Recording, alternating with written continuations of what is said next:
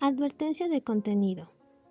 El contenido de la siguiente entrevista aborda temas sensibles relacionados con las adicciones, el consumo de sustancias y la salud mental. Se recomienda discreción al escuchar. Si tú o alguien que conoces necesita ayuda, consulta con las líneas de apoyo en la descripción. Gracias y empecemos.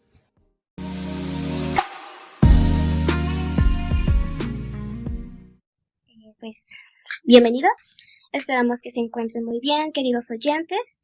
Hoy abordaremos temas relacionados con las adicciones, pero específicamente en cómo la psicología aborda estos temas y el tratamiento pues en el campo, ¿no? Que es uno de los más desafiantes. Antes de comenzar, queremos presentarnos, que somos quienes dirigen esta entrevista. Yo soy Jocelyn. Yo soy Diana González. Mi nombre es Rocío Parra. Y yo soy Samantha Victoria. Para comprender un poco más y saber sobre esta práctica en el tratamiento y cómo la psicología aborda las adicciones, tenemos a nuestra invitada, la maestra Gloria Vargas. Y entonces me gustó mucho el cómo el profesor la abordaba.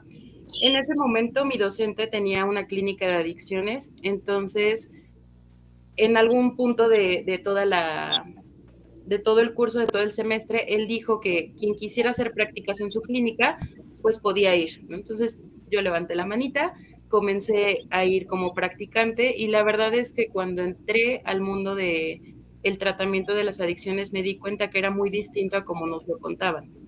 Socialmente se tienen muchos estigmas alrededor de las adicciones, se cree que una persona adicta es aquella que pues es muy mala o roba o hace muchas cosas terribles y en realidad pues son seres humanos como nosotros, ¿no? Que sí han sufrido, que claro que sí han tomado malas decisiones, pero tienen una historia de vida bastante complicada. Entonces, cuando yo me di cuenta de eso, me gustó mucho, me di cuenta que era algo que me apasionaba, empecé a trabajar ahí con, o sea, después de ser practicante, me salí para poder estudiar para mi Ceneval, yo me titulé por examen de Ceneval, y una vez que salí de la carrera, mi docente me volvió a buscar y ya empecé a trabajar con él. Después de trabajar en esa clínica, pues bueno, he trabajado en otras dos y actualmente ya consulto de manera particular y me sigo enfocando en el tratamiento de las adicciones. Muy bien. ¿Usted cuánto tiempo lleva dedicándose al tratamiento e intervención en pacientes en adicciones? Uy, pues si contamos desde que era practicante, yo salí de la licenciatura en el año 19 y un año antes fue cuando empecé a trabajar, entonces desde el 18, 19, 20, 7 años.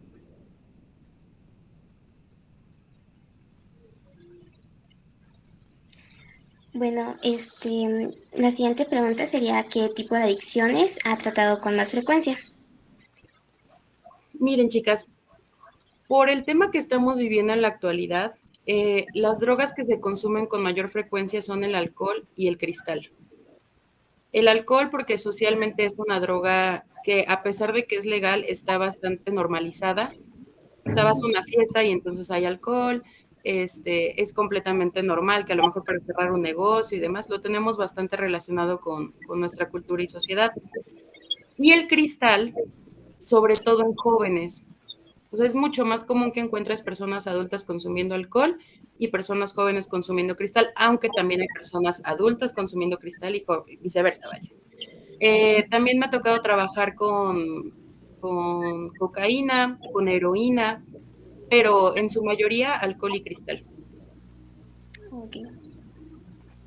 La siguiente pregunta es, ¿qué tipo de modelo teórico usa usted?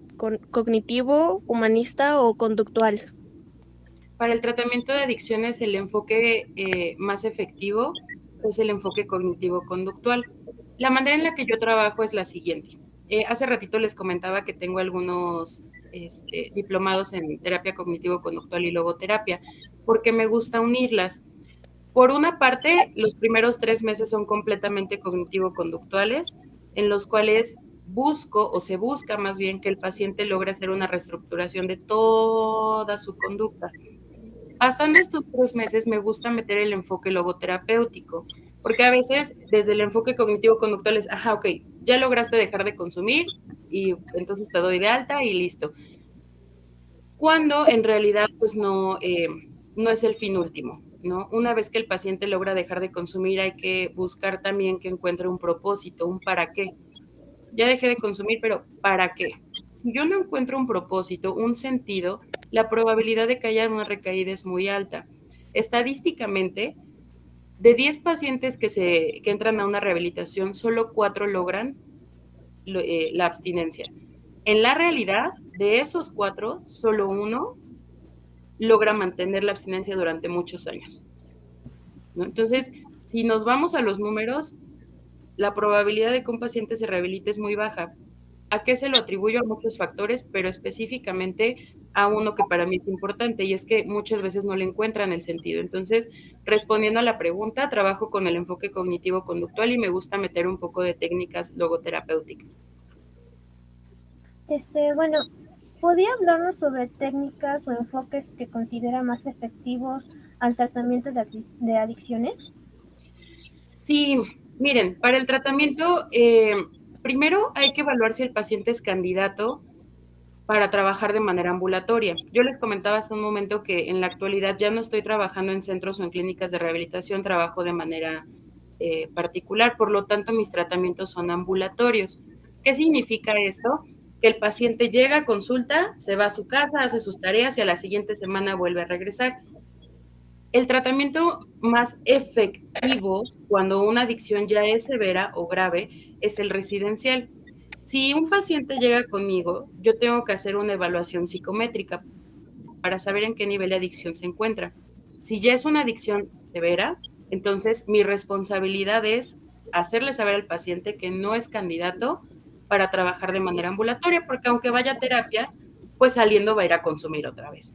Entonces él requiere un tratamiento en el que ya esté dentro de un centro de rehabilitación. En los centros de rehabilitación hay muchas formas en el que se manejan. El que yo considero que es más efectivo se llama modelo Minnesota. El modelo Minnesota es un modelo de tratamiento holístico. ¿Qué significa esto? Que va a incluir lo espiritual, el programa de AA de 12 pasos, va a incluir terapia de psicología, va a incluir un médico, va a incluir psiquiatría, pero sobre todo, vuelvo a repetir, el tema espiritual, la creencia en un poder superior, como quiera que el paciente lo conciba. Trabajando de manera integral ha habido muchos mejores resultados. En Estados Unidos y en las mejores clínicas que existen aquí en México, ese es el modelo que se maneja. Bueno, nos contaron esta parte del modelo de creencia espiritual. Me gustaría que nos hablas un poco más de esto y es cómo es que ocupan esta parte de las creencias para trabajar esta parte de las adicciones. Cuando un paciente lleva muchos años en consumo, ya perdió totalmente la creencia de que puede salir adelante. O sea, ya intentó dejar de consumir un montón de veces, ya intentó alejarse de las amistades, de hecho ya no tiene amistades, está completamente aislado, pero no puede dejar de consumir. Hay un término que se llama autoeficacia y es la capacidad que percibe cada persona de ser capaz de lograr aquello que se propone. Entonces, a mayores éxitos, mayor será mi nivel de autoeficacia. A menores éxitos, menor será mi nivel de autoeficacia. Entonces, cuando una persona ya ha intentado dejar de consumir muchas veces y no lo logra, pues ya está así como, ¿qué más hago? Ya esto es lo que me tocó vivir, ya no puedo salir de esto. Y entonces se pierde también la creencia en justo un poder superior. Desde el modelo Minnesota, y yo también de manera particular, no me gusta decirle a un paciente, tienes que creer a fuerza en esta religión, porque no es lo mismo la espiritualidad que la religión, empezando desde ahí, ¿no? Entonces, sí es importante fomentar la creencia en algo superior, porque eso es lo que te va a ayudar. Si tú ya no pudiste, alguien más te va a poder ayudar, ¿no? Y entonces se fomenta la creencia en un poder superior para poderse agarrar de ahí. Cuando nosotros estamos en un momento de crisis, cuando nos sentimos muy tristes, cuando estamos desesperados, acudimos a un poder superior. Entonces, lo que buscamos en este modelo es hacer que el paciente recurra también a eso para que no pierda completamente las esperanzas y haya una alternativa a su adicción. Ok.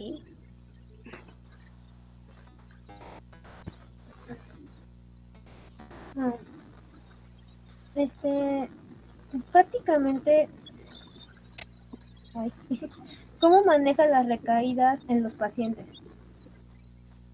Híjole, ¿cómo lo manejo como terapeuta? ¿Cómo lo manejo ya para aplicarlo con ellos? Porque como terapeuta yo siempre les digo, yo doy la materia de psicofarma y adicciones en la universidad.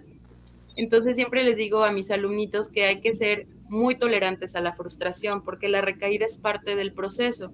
Decirle a un paciente que jamás va a recaer es una mentira. Hay un proceso de cambio de los autores Prochaska y Di Clemente donde literalmente dentro de ese proceso viene la recaída, viene la precontemplación, contemplación, preparación, acción, mantenimiento y abajito está la recaída. Cuando un paciente recae, desde que un paciente llega a consulta, yo le digo que es una posibilidad.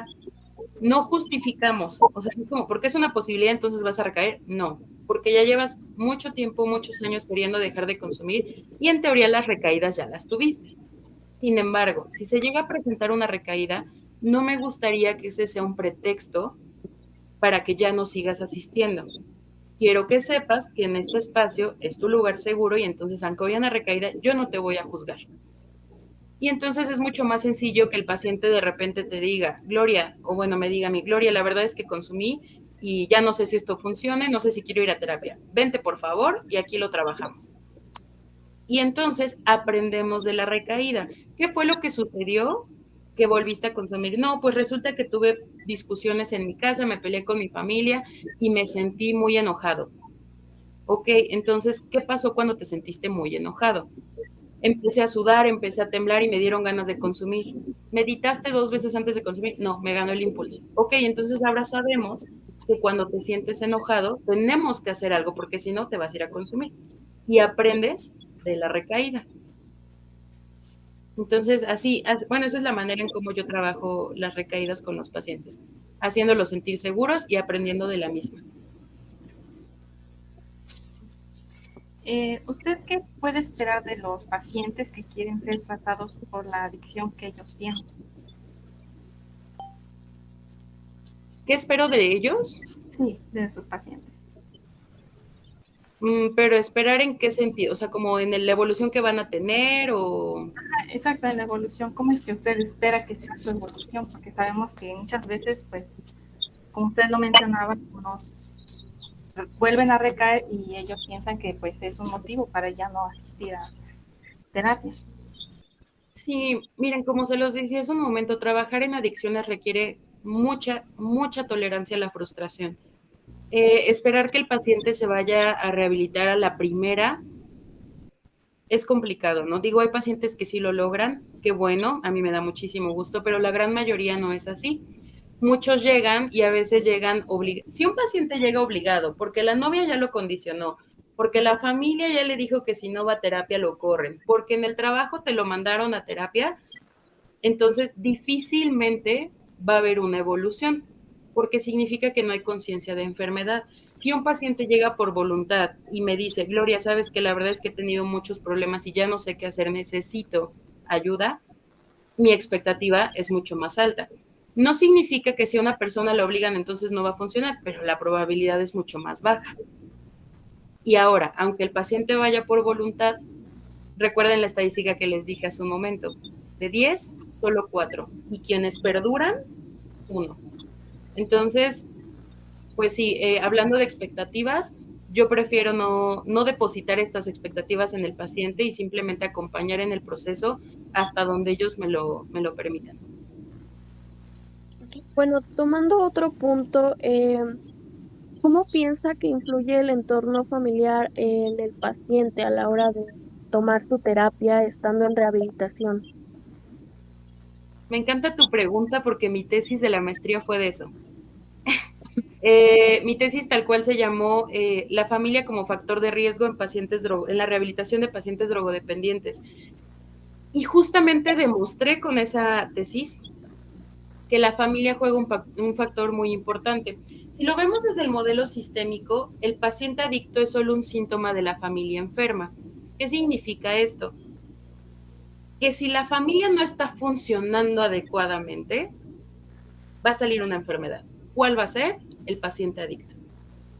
Entonces de repente llegan mamás desesperadas y te dicen, por favor, atiéndeme a mi paciente o atiende a mi hijo, quiero que se quede aquí internado y pues ahí ustedes háganse cargo. Y entonces ahí es donde tenemos que trabajar también con la familia y decir, a ver señora, su hijo puede estar aquí 3 meses, pero si ustedes no hacen ningún cambio, después de estos 3 meses, si él regresa al mismo núcleo, va a volver a pasar exactamente lo mismo. Ahora, regularmente la familia tiende a culpar al paciente adicto. Es decir, todo es culpa del adicto, ¿no? Hay dentro de los roles de la familia de adicciones, hay un rol que es la oveja negra, ¿no? O el rebelde, donde toda la culpa siempre va a ser de esa persona, cuando en realidad no es así, solo que es mucho más cómodo para ellos también. Entonces, el rol de la familia va a ser de suma importancia. Una familia que se integra al tratamiento, que toma responsabilidades, que acepta su propia enfermedad, porque la enfermedad de la familia tiene otro nombre, se llama codependencia. Un paciente adicto siempre va a ir de la mano, me atrevo a decir, no uso mucho esas palabras, pero me atrevo a decir siempre, va a ir de la mano con un familiar codependiente. Llámese mamá, papá, pareja, a veces son los hijos, ¿no? Que son aquellas personas que lo van a querer rescatar y no le van a permitir vivir las consecuencias de sus acciones. Entonces, mientras el paciente adicto trabaja su adicción a cualquier sustancia, la familia tiene que trabajar su codependencia, ¿sí? Y aprender a dar, hay un término que yo uso que es amor adulto, en donde porque te amo te digo que no, porque te amo, no te permito esto, porque te amo, ya no sé, a veces las mamás llegan muy dolidas porque les sirven la comida y el hijo o la hija llega y les bota la comida y les dice que no quieren comer. Entonces, porque te amo, no te sirvo esa comida y te pido que tú lo hagas y tomes responsabilidades de ti, porque estamos hablando de hijos de 35 años, ¿no? Entonces, sí, me encanta esa pregunta porque a mayor adherencia de la familia al tratamiento, mayor será la probabilidad de que una persona drogodependiente se rehabilite.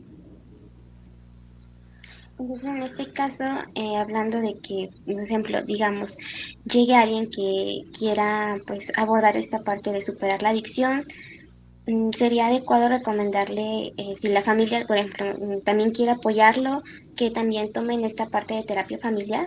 Sí, totalmente, totalmente. Dime. Habría mejores resultados.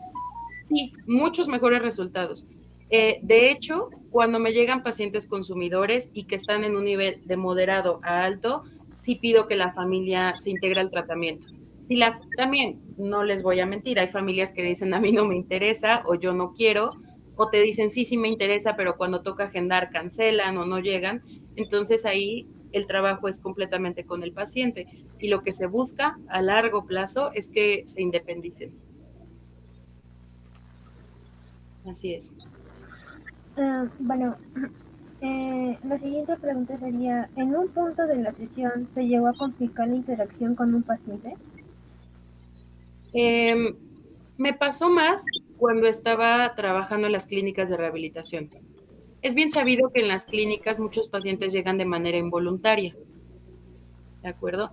Ojo, no es secuestro, a veces se cree que es secuestro, que los encierran, incluso los mismos pacientes te dicen, es que me tienen aquí secuestrado, pero cuando un paciente ya tiene un nivel de alcoholismo, de drogadicción alto, pierde las capacidades cognitivas.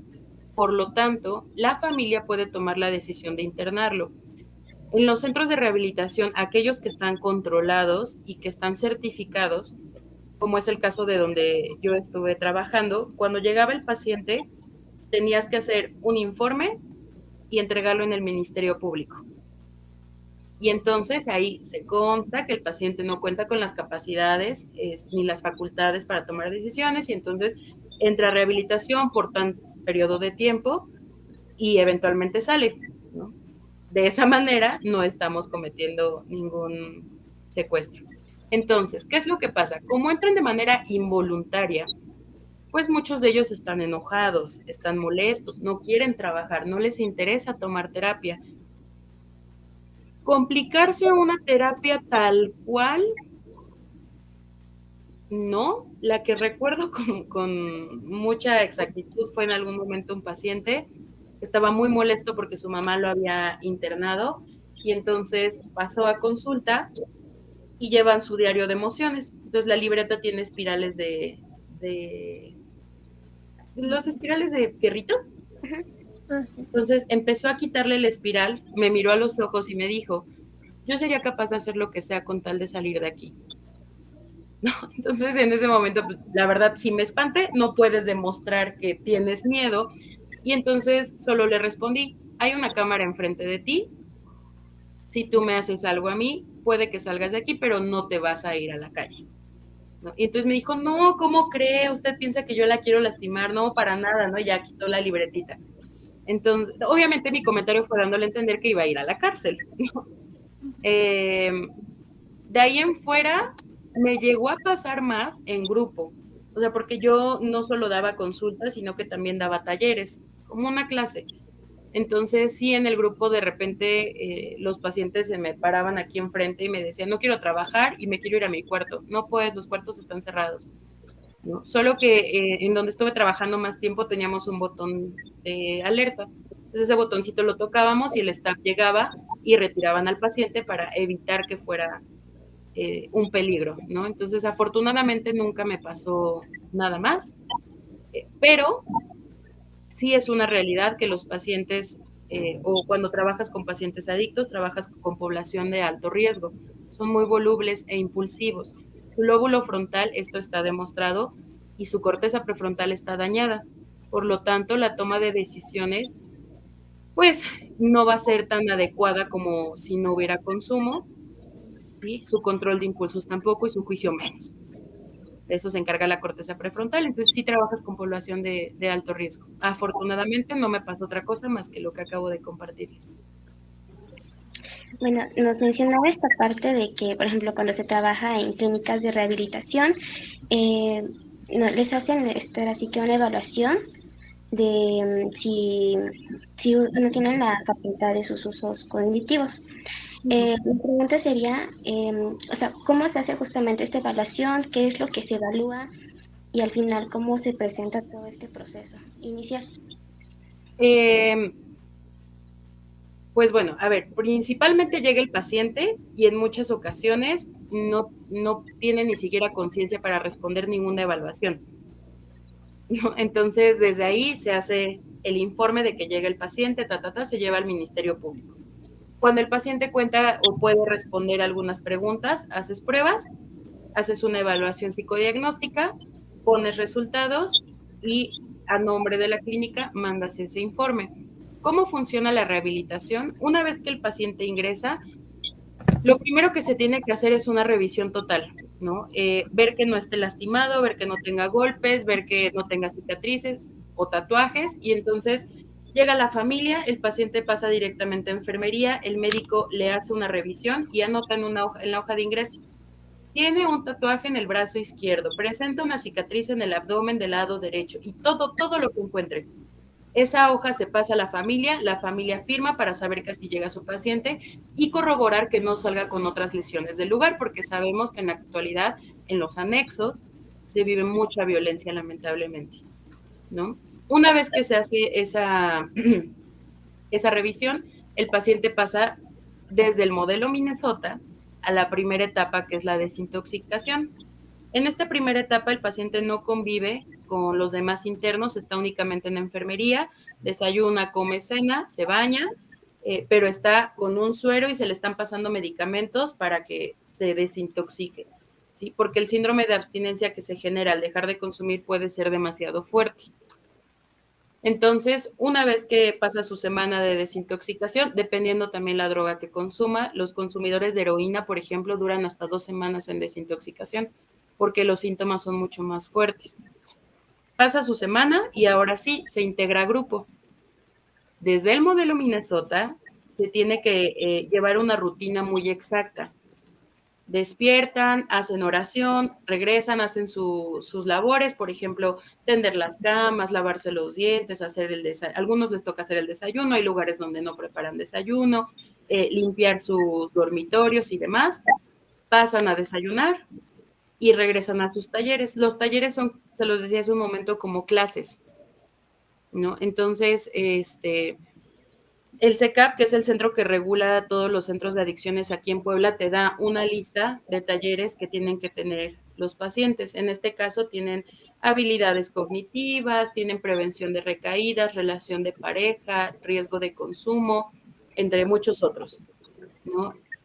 Y todos los días tienen que tener talleres diferentes. Hacen ejercicio, tienen tiempo libre o manejo del tiempo libre, y tienen sus juntas de AA, de Alcohólicos Anónimos, o NA, dependiendo del caso. NA es Narcóticos Anónimos. Y así es todos los días, durante el tiempo que dure.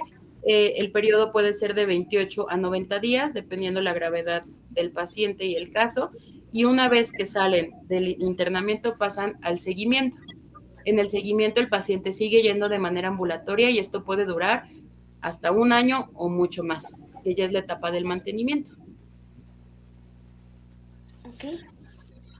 Bueno, usted mencionaba que muchas veces los pacientes pues están molestos porque muchas veces son llevados pues casi en contra de su voluntad. Entonces, ¿usted cómo cree que nosotros como psicólogos podríamos no perder el control en una sesión? Pues siendo muy empáticos, reconociendo que cualquiera que estuviera en esa situación estaría muy molesto, pero también haciendo conciencia que si está en esa situación es consecuencia de sus actos y regresándole la responsabilidad al paciente. Para que no se salga de control la sesión, hay que trabajar en generar mucha conciencia de enfermedad. Para generar conciencia de enfermedad hay que saber hacer preguntas.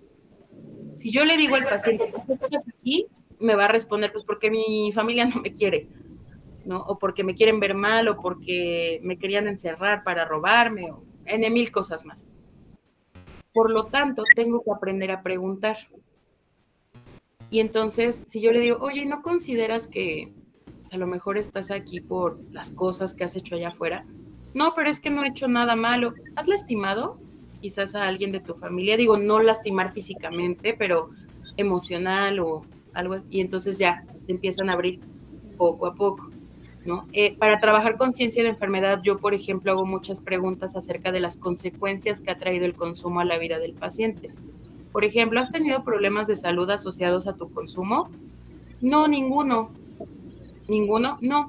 ¿No te duele de repente la cabeza? ¿No has tenido sangrado nasal? Por ejemplo, para los que inhalan, les sangra la nariz.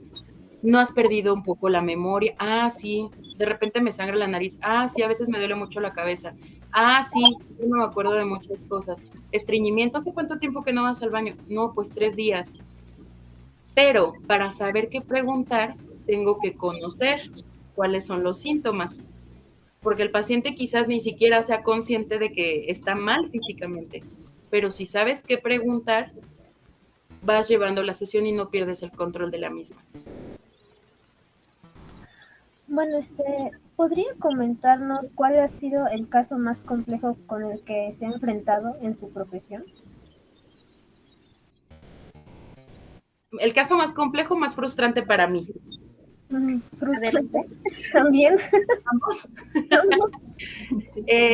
El caso más frustrante lo recuerdo porque fue el primeritito, o sea, cuando todavía no consultaba, sino que iba como practicante a la clínica donde estaba, donde trabajaba con mi docente en ese momento. Y, a ver, una característica del comportamiento o de la personalidad adictiva más bien es la capacidad que tienen para mentir y manipular. Cuando yo empecé a trabajar, pues yo desconocía eso. Yo decía, ay, son buenas personas y mira, todo muy lindo. Y recuerdo mucho que conocí a una chica. Esta chica, vuelvo a repetir, yo todavía no consultaba, pero sí platicaba con los pacientes. Solo daba talleres.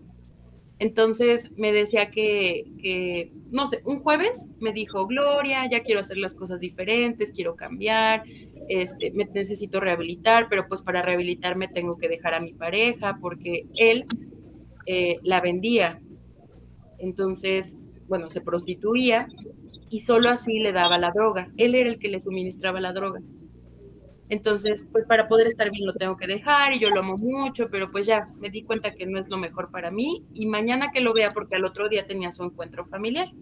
Entonces, mañana que lo vea le voy a decir que gracias por todo, pero que pues ya no.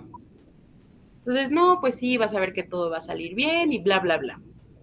Llega el otro día, la pareja llega drogado. Yo no entiendo por qué razón, y bueno, no voy a decir el nombre del lugar, pero no entiendo por qué razón le permitieron la entrada en ese estado con personas consumidoras. Y en cuanto él llega y se sienta, ella corre a sus brazos y le dice, por favor, sácame de aquí, ya no quiero estar aquí, quiero irme contigo, te prometo que voy a cambiar, pero me haces mucha falta, entonces llévame, y ese mismo día se la llevó. Entonces, cuando ella se va, yo me quedé toda frustrada porque dije, pero si un día antes me estaba diciendo que quería hacer las cosas distintas y que quería cambiar y que buscaba una mejor vida, y entonces recuerdo perfectamente que en ese momento de mi vida yo me cuestioné si esto era en lo que quería trabajar, porque fue la primera vez que me enfrenté a la frustración. Y lamentablemente quien decide trabajar en adicciones vive con esto todo el tiempo que lo trabaje, porque parte de o características adictivas es justo eso, el ser tan voluble, el cambiar de decisiones así. Muy posiblemente esta chica en su momento habló con la verdad y me dijo que quería cambiar su vida, pero al otro día la necesidad y la compulsión de seguir con su mismo estilo de vida le ganó. Sí, entonces ese fue como mi caso más frustrante y que recuerdo con mucho detalle porque fue la primera vez que me cuestioné si esto era en lo que quería trabajar. Y de ahí en fuera el caso más difícil, pues considero que fue un paciente, él venía de otro estado, como a 10 horas de aquí aproximadamente.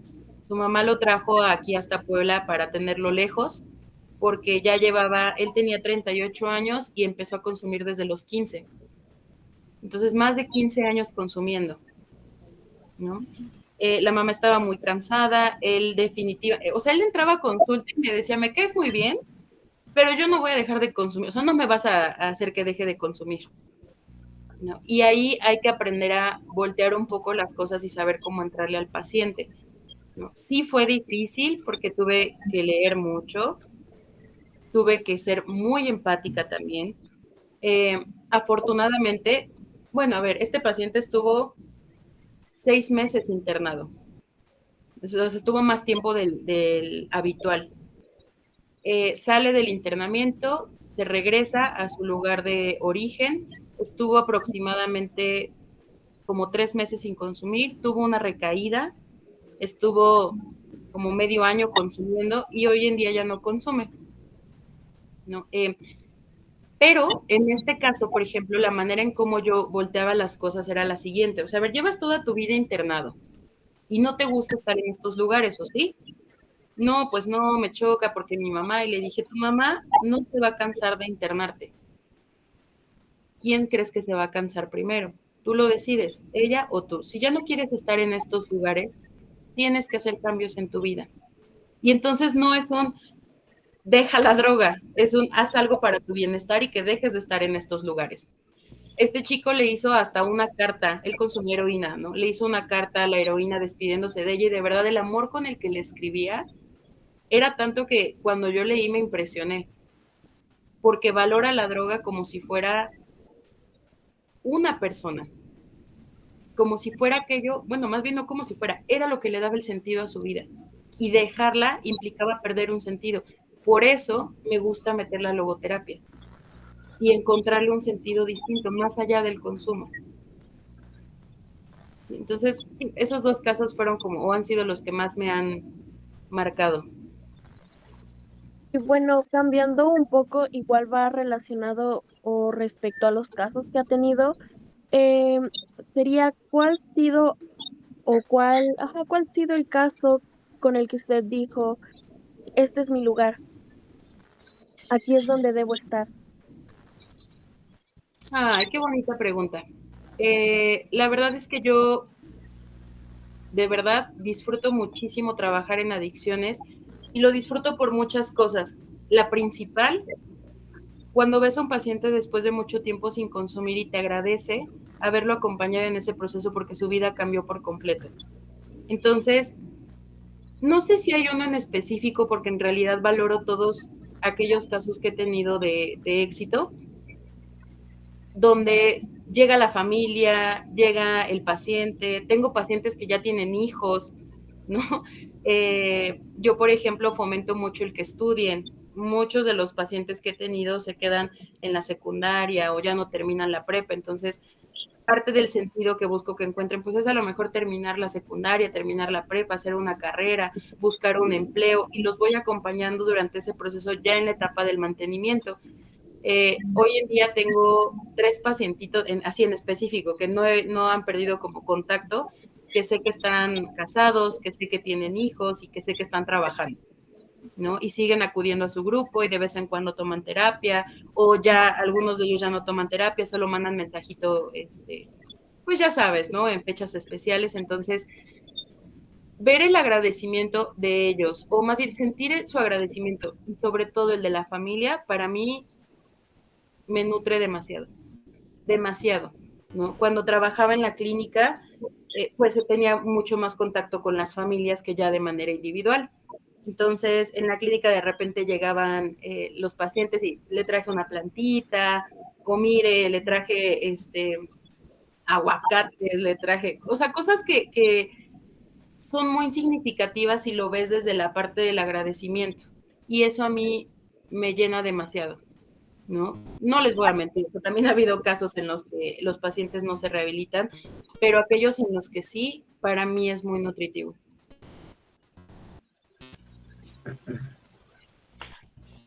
Bueno, ¿hay algo que desearía que la gente entendiera mejor sobre las adicciones? Muchas cosas.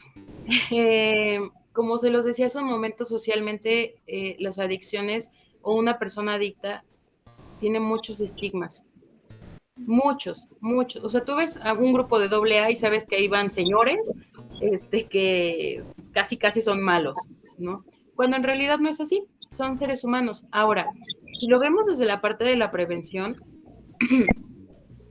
creo que sí hay mucho que hacer al respecto. Cuando te dicen no pasa nada, sí, sí pasa y pasan muchas cosas. ¿Sí? Hay diferentes tipos de drogas. Tenemos las drogas legales, tenemos las drogas ilegales y cada una de ellas, aunque sean legales, hacen daño. Y tú no sabes, a lo mejor a una persona que consume marihuana se le da una fumada al churro de marihuana y no le pasa nada y se relaja y se siente padrísimo, pero tú no sabes si cuando tú lo fumes te vas a mal viajar y vas a empezar a tener delirios o vas a tener alucinaciones. Dato curioso, la marihuana es la primera sustancia que puede provocar esquizofrenia cuando se consume antes de los 15 años, ¿no? Entonces, estas cosas la gente no las comparte, no las dice, no se sabe. Si consumes cristal, tienes una probabilidad muy alta de tener un brote psicótico. Si consumes alcohol, de tener delirium tremens. Pero nadie habla de eso. Entonces, creo que si tuviera la oportunidad de hacerlo, sería mucho, mucho más desde la prevención para evitar que sigan replicándose este tipo de situaciones cada vez con mayor frecuencia. Les comparto algo rapidísimo. El paciente con el que he trabajado, que más me ha impactado, empezó a consumir cuando tenía 8 años. O sea, imagínate un chiquito de 8 años consumiendo marihuana. ¿Qué tenía que hacer ahí? ¿Dónde estaban los papás? ¿Dónde estaba la sociedad? ¿Quién fue el que le dio el cigarro? Porque regularmente empiezan el consumo con alcohol o con tabaco, después alcohol, ya después viene la marihuana, ¿no? Él a los 8 años la primera sustancia que probó fue la marihuana. Su cerebro no estaba ni siquiera un cuarto de desarrollado. Hoy en día, lamentablemente, él sigue sin poder dejar de consumir. Ya tiene tiempo que no lo veo, pero su papá de repente me escribe, ¿no? Licenciada, buenas tardes, ¿cómo está? Nada más para comentarle que acabamos de internar otra vez a fulanito. Y entonces son casos que son muy tristes, pero que también, siendo muy realistas, dices, ¿por qué desde los 8 años? ¿No? Entonces, si algo o algún mensaje me gustaría dejar es justo ese. Cuando te dicen que no pasa nada, sí, sí pasa y pueden pasar muchas cosas. A lo mejor la persona que tú conoces tuvo suerte, pero hay muchas otras que no. Y bueno, hablando de esta parte de educación, ¿cómo cree que se puede mejorar esta parte de la educación sobre las adicciones en nuestra sociedad? Pues yo creo que hablando más del tema, miren, en los últimos años ha habido diferentes campañas, no sé si han visto estas campañas de Juntos por la Paz, donde de repente ya ven los espectaculares que dicen el fentanilo te mata o las drogas te matan. O sea, ya hay un poco más de visibilidad porque de verdad el número de casos que ha habido por consumo cada vez está creciendo, ¿no? Entonces, dándole visibilidad, pero sobre todo haciendo conciencia y no dejándolo solo como un tema tabú, ¿no? Hay muchos padres de familia donde a veces les dices, oye, la probabilidad de que tu hijo esté consumiendo existe. No, no es cierto. Mi hijo no lo va a hacer porque mi hijo es muy responsable, mi hijo se cuida, mi hijo bla, bla, bla. Y entonces se niegan. Dejarlo de ver como un tabú, empezar a hablar más del tema y ver realmente cuáles son las consecuencias. Esto de las campañas publicitarias es un arma de doble filo porque a largo plazo la gente se desensibiliza. Y entonces tú ya ves el espectacular donde la persona está casi muriendo y dice el fentanilo mata, y pues ya te acostumbras a eso, ¿no? Entonces sí creo que sería importante darle más voz, quizás ir a las escuelas, hablar de las verdaderas consecuencias que trae el consumo y empezar a hacer cambios ahora sí que de menos a más. Digo, el tema de las drogas es algo que lamentablemente va a existir por muchos años más, porque es un negocio, ¿sí? Pero mientras se haga más conciencia de cuáles son las consecuencias, pues vas a tener mayor posibilidad de elegir si entras a ese mundo o no.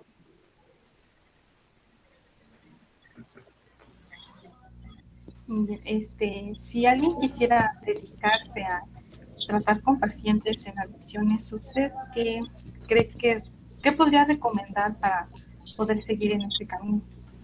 Estudiar mucho. O sea, no basta con la licenciatura, sí hay que aventarse muchos cursos, muchos diplomados. Ustedes estudiando pueden buscar algunos diplomados, algunos cursos que son para estudiantes de psicología. O sea, no te tienes que esperar tampoco a salir de la licenciatura para estudiar algún diplomado o curso. Hay algunos que puedes estudiar siendo estudiante. Eh, Ser muy pacientes, muy tolerantes y sobre todo, si quieres trabajar en adicciones, tienes que trabajar en una clínica o en un centro para conocer la enfermedad. Ya después, si quieres, te independizas, pero para conocer la enfermedad y para conocer el cómo se trabaja, es importante, desde mi perspectiva, que trabajes en algún centro de rehabilitación, idealmente una clínica de rehabilitación. Y pues en esta parte, podríamos hacer una pequeña comparativa de cuáles serían bueno, podemos poner como ventajas o desventajas de especializarte en esta área? Pues no sé si habría desventajas. O sea, bueno, debe de haber, ¿no? Quizás que muchas veces el paciente no te va a llegar por voluntad, que la probabilidad de que haya una recaída es muy alta, o sea, son desventajas. Pero las ventajas que tiene especializarte en esto, pues es que vas a aprender muchísimo, mucho, mucho de la persona, del ser humano. Y como lo decíamos hace un momento, no solo aprendes de manera individual, sino de manera sistémica, o sea, trabajas con toda la familia, con el sistema para poder hacer un cambio. Aprendes también mucho de ti, ¿sí? Que acuérdense que para trabajar ya de manera práctica o clínica, pues tienes que tener mucha conciencia de ti como persona, como ser humano, para poder acompañar al otro, ¿no? Entonces, sí es un reto, sí da adrenalina, sí se requiere cierto, eh, pues cierto gusto por este tipo de casos, ¿no? O sea, vas a escuchar muchas cosas fuertes, también vas a ir haciéndote de callito emocional para escuchar cada vez ese tipo de historias de vida. Entonces, pues sí, diría que son esas. Bueno, ya para terminar, de cierta manera, Le queremos agradecer por habernos impartido esta entrevista sobre las adicciones, más que nada. Y para, así que terminar nuevamente, ¿le gustaría dar un último comentario o mensaje para nuestros oyentes? Sí, pues entiendo que es para estudiantes de la licenciatura en psicología, entonces si les llama la atención esta área, involúcrense, lean. No todo se aprende en la escuela, no todo se aprende en la universidad o en los cursos y diplomados. Tú también tienes que aprender a buscar información, a leer, a no quedarte únicamente con lo que las personas te decimos, incluyéndome, ¿no? Porque lo van a escuchar. Entonces, si te interesa esto o cualquier área, lee, busca, investiga, cuestiónate absolutamente todo y sobre todo crea tu camino desde ahorita, porque tu camino profesional no empieza cuando terminas la universidad, empieza desde ahorita. Estás haciendo tus cimientos. Entonces, sea esta o cualquier otra área, empieza a crear tu camino con cimientos sólidos. Pues nada, agradecemos enormemente su presencia, sobre todo porque nos dio una visión pues bastante amplia de lo que implica pues trabajar en esta área. Información realmente importante y relevante como esta parte de darle importancia más a hablar sobre adicciones y quitarnos sobre todo este estigma social que se tiene alrededor de ellas. Y pues también es muy relevante para nosotras que somos estudiantes y pues también para los oyentes que también son estudiantes de psicología, para que pues se informen más y de alguna forma a lo mejor alguien viendo esta entrevista diga, ah, yo sí quiero estudiar esto. Ojalá que sí. Es muy bella esta área y hay pocos terapeutas que se dedican a las adicciones. Pero muchas gracias a ustedes por la invitación. Espero que la información que les haya compartido sea pues funcional, les haya enseñado aunque sea un poquito y les haya interesado para que sigan buscando mucho más. Pues eso sería todo. Muchas gracias. Gracias a Gracias, ustedes. maestra. Gracias a usted. Muchas Que gracias. tengan bonita noche. Hasta luego. Sí, Igual, maestra, descanse.